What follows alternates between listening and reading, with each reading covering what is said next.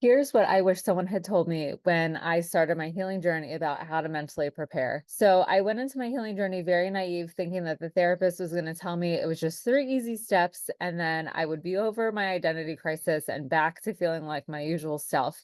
But that wasn't really how the journey went. In fact, it was the farthest thing from that.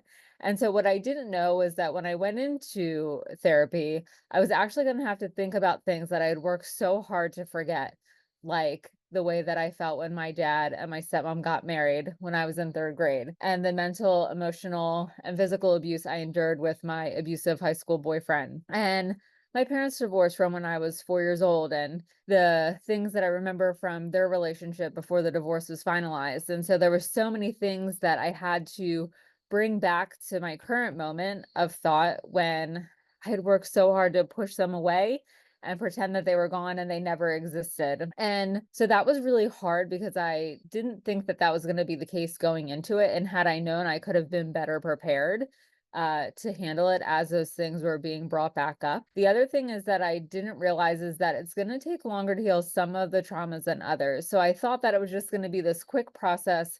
I didn't even think that it would take years to heal some of the traumas.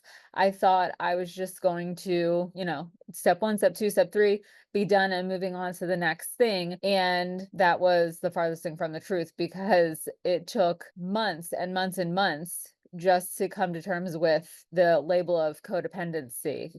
Because I didn't even know what that meant. I didn't consider myself to be codependent. I had to relearn all of these things about myself. And so that took a long time. But the thing that took even longer than codependency was the childhood emotional neglect. And so I just didn't even think that that was a possibility. I thought that it was just one big issue, it was all going to be healed. And then I would move on and not have to think or worry about it ever again. And with that being said, healing in general is a marathon. It is not a sprint, especially when you're working on things that are from so far back in your life, like childhood, that it took, it's been affecting you for years and years and years and years and years. So of course it's going to take time to get over that and heal that and be able to accept the situation, take the lessons that you want from the situation, and to be able to identify all the other things that come along with those traumas, like the triggers, the patterns, the low self-worth, the low self-esteem, the codependency, the enmeshment, all of that. So it's a very long process. And so if you can just be prepared that, for the long game, it will also make it easier because then you'll know that it's going to take time. It won't feel like it should have been done already. And so I like to equate it to the fact that my daughters have braces and the orthodontist told them it would take 1 year. Well, now we're almost to 2 years, and my older daughter still doesn't have them off. And so she's really irritated because she's thinking she's past due for the deadline when I think the orthodontist underestimated the time that it was just going to take naturally.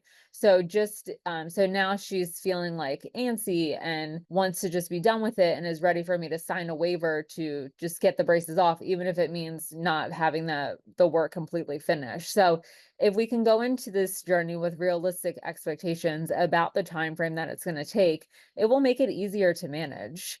And then the other thing too is just being open to trying new strategies, even if they might feel uncomfortable or like they could possibly not work.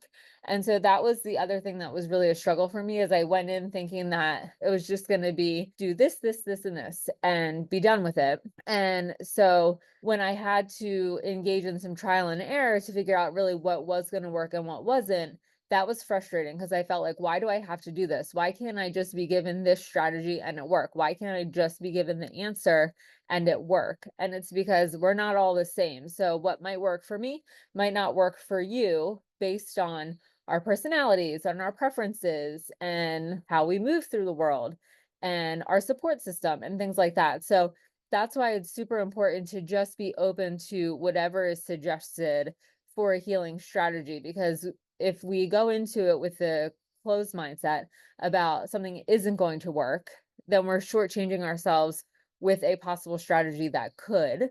And so that's really the gift of staying open and just mentally knowing that it's going to take probably a few tries to find something that really works, that really feels good, that really feels aligned with what it is that you're working through and working towards. And so that way too, it doesn't bring that feeling of frustration. And not to say that it doesn't feel frustrating if you try something and it doesn't work.